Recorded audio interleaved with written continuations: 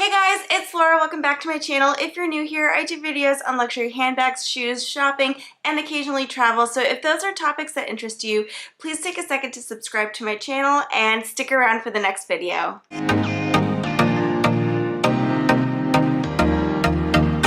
So the 2000s are very much back in when it comes into fashion, and I thought I'd do a video on some of the bags that had a chokehold in this decade. There are some really classic pieces and some that have actually made a comeback, so let's dive right in. So the 2000s were a big decade for me because that was the decade that I became a preteen and then later a teen, and so bags and fashion really started to get on my radar during this decade. And if you were around for this decade, then you'll know that no show had a bigger influence on fashion and handbags than Sex and the City, Carrie Bradshaw, and her friends Samantha, Miranda, and Charlotte. And so for that reason, I'm going to be starting this video with the Fendi Baguette. This bag was in a very famous scene of Sex and the City where Carrie is unfortunately getting mugged. He steals her shoes, I believe they're Manolo Blahniks, and then he demands her bag. And she's outraged and she says, "But this isn't a bag, it's a baguette." And the robber thinks she's absolutely nuts and he says, "Whatever lady, give me your bag," or something along those lines. Later on, this bag gets brought back into the new Sex and the City show. Carrie is still sporting her Fendi Baguette bag, and it is a bag that you can still buy at Fendi. There are modern reiterations of this bag and design, but it's also a bag that you can find pre-loved and vintage very easily on the secondhand market, and you can save a lot of money doing it. Any bags that I find or feature in this video, I'll go ahead and link them down below because I know that there's always some of you looking for vintage pieces to add to your collection, and I'm more than happy to share my finds. But basically the most popular print of this bag was the canvas Zucca print and the smaller canvas monogram print which was called Zucchino. Those were the very popular bags. You could find them in brown, I think in blue, but the brown was the most popular one. And then of course there have been other styles like this purple sequin one that I believe came out last year and Carrie wore on the show, which was incredibly popular. Another Fendi bag that was really popular in the 2000s was a Fendi spy bag. You saw this bag on a lot of celebrities. It didn't always exactly scream Fendi, so it was a more low-key bag for the 2000s, which tended to be a louder decade where people wore a lot of monograms, pastels, bright colors, jeans under dresses. I don't know. It was a look. I hope that one's not coming back, but low-rise jeans are, so I don't have much hope. But back to the Fendi Spy, this was a very popular bag. Now you can't currently buy this bag new. I haven't seen it redone by Fendi, but you can buy it on the pre-loved market, and you can usually buy it for less than $1,000. So if you are looking for a bigger bag, a low-key bag that's vintage and fits all of your essentials plus a lot more, this could be an option for you, and it comes at a great price point. Next up on the list, and back to that Sex and the City Carrie Bradshaw influence, is going to be the Dior saddle bag. This bag has been around for a while now, and it is very popular again. Dior has a lot of gorgeous designs when it comes to the saddle bag that you can currently purchase at the boutique. Side note though, they are going to have a price increase, at least here in the US, around July 5th, July 6th. I heard it's a significant one. I'm not exactly sure how much or what exactly is going to be affected, but definitely the bags are going to be affected. So if you're looking to purchase a new bag from Dior, now would be the time to buy it because next week the price will be higher. But back to the saddle bag in the 2000s, this was also a bag that Carrie wore on the show and thereby made it a very popular bag for people to buy. You can buy this bag on the pre-loved market vintage and save thousands of dollars, especially if you're looking at the canvas monogram styles. For example, if you look at this canvas monogram, you're saving about $2,000, and it is a very similar design. Of course, you can tell that it's the vintage monogram. It's a little bit older, but this one is in great condition. And if you just really love a good vintage bag, you like a bag that it's still relevant, it's still in style, this could be a really good option for you, and you're saving a good amount of money. Now, if I had to crown a king of 2000s bags, it would be none other than Louis Vuitton. At least to my mind and my memory, Louis Vuitton was everywhere in the 2000s. It was the it brand to have. Everybody loved Louis Vuitton. There were so many different iconic bag styles that came out during this decade from Louis Vuitton. Everything from denim to, of course, the classic monogram canvas pieces. But the one that sticks out to me the most was the collab that they did with Takashi Murakami. Now, if you're not familiar with Takashi Murakami, he is a Japanese artist.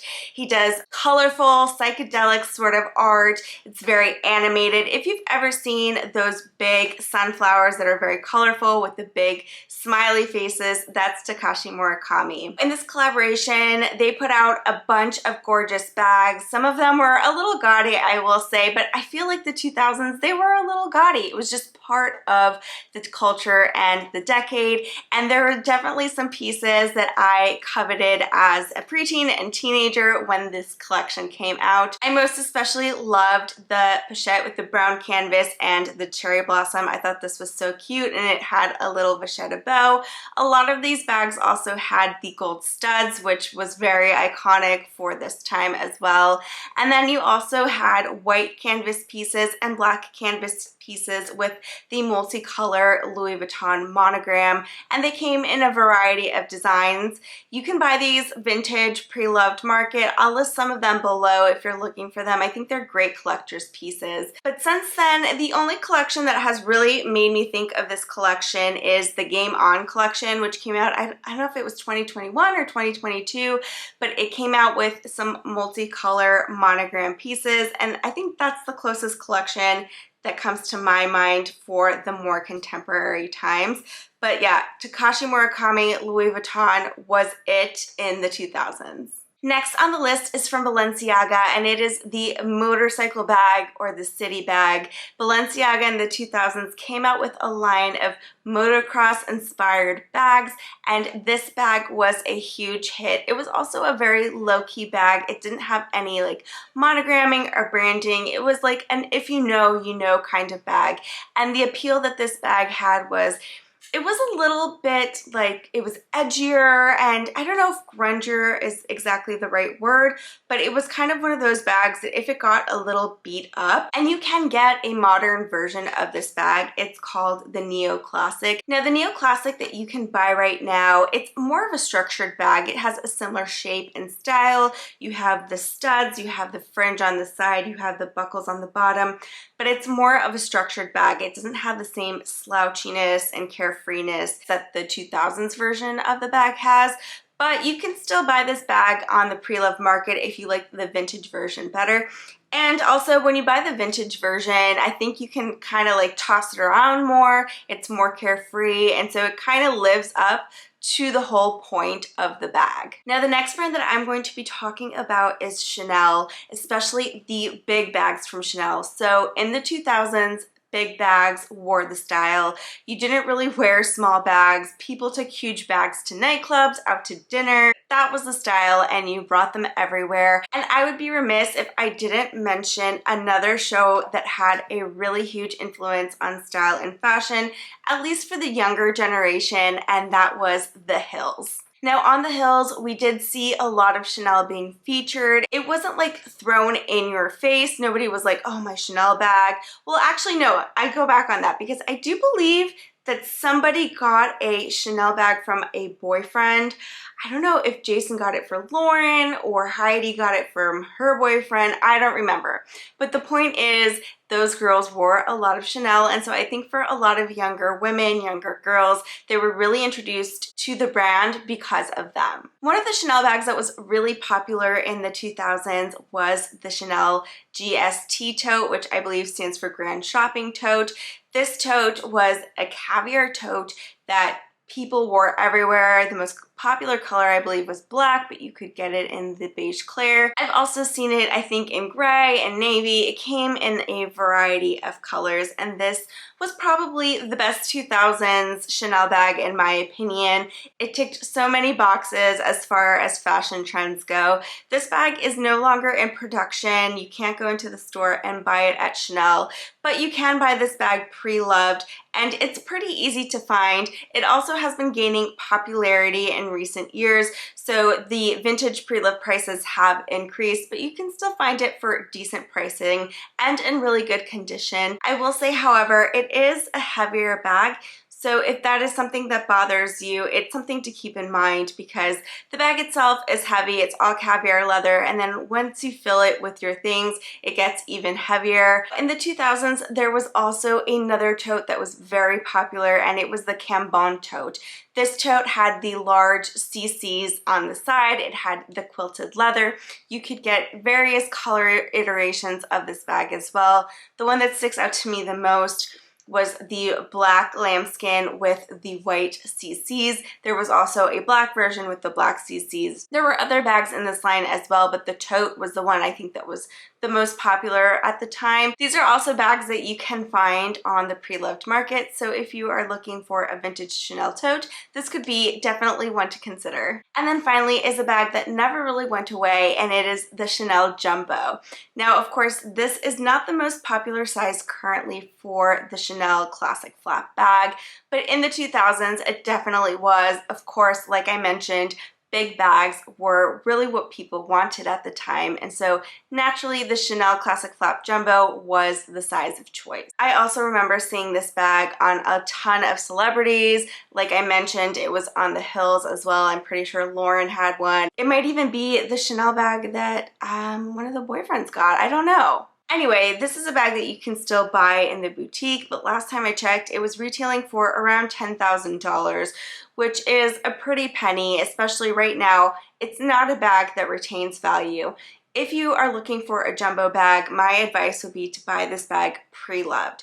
You can definitely find this bag on Fashion File or other pre-loved websites and actually save thousands of dollars. Sometimes it's also easier to get those really popular colors in the jumbo size. So if there is a color that you really like and you're having a hard time finding it in a small or a medium classic flap size, you might have an easier time finding it in the jumbo size.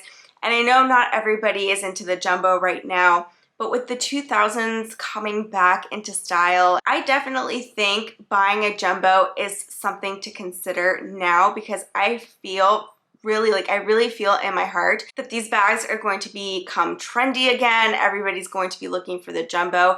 It might not be now, but in the future, it will definitely come back into popularity, at which point all of the pre-loved prices will go up. And of course, the Chanel boutique prices will go up because you can always count on Chanel price increases. Those happen at least twice a year now. So something to think about if you have been on the fence about buying a jumbo. Definitely now would be the time to buy it pre-loved.